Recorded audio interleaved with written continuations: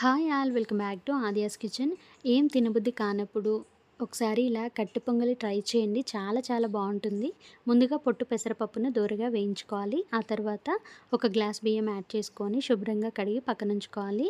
ఆ తర్వాత ఒక కుక్కర్లో నెయ్యి యాడ్ చేసుకొని ముందుగా కడిగి పెట్టుకున్న రైస్ని ఒక 2 మినిట్స్ వేయించుకోవాలి. ఆ తర్వాత ఎసరు యాడ్ చేసుకొని మీ రుచికి సరిపడా ఉప్పును కూడా యాడ్ చేసుకొని కుక్కర్ విజిల్స్ 4 to 5 వచ్చేలాగా ఉడికించుకోవాలి.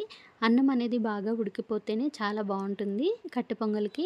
ఆ తర్వాత ఉడికించిన రైస్ని పక్కన పెట్టుకొని ఒక చిన్న కడాయిలో నెయ్యి వేసుకొని తాలింపు కోసం మిరియాలు, అదేవిధంగా జీలకర్ర, ఎండుమిర్చిని యాడ్ చేసుకొని దూరగా వేయించుకోవాలి. ఆ తర్వాత కొంచెం ఇంగువ, కరివేపాకు కూడా వేసుకొని తాలింపు అనేది వేయించుకున్నాక ముందుగా ఉడికించిన రైస్లో యాడ్ చేసుకొని ఒకసారి కలిపి సర్వ్ చేసుకుంటే పెరుగు రైతాతో చాలా బాగుంటుంది. ఒకసారి ట్రై చేయండి. వీడియో నచ్చితే లైక్ చేసి సబ్స్క్రైబ్ చేసుకోండి. Thanks for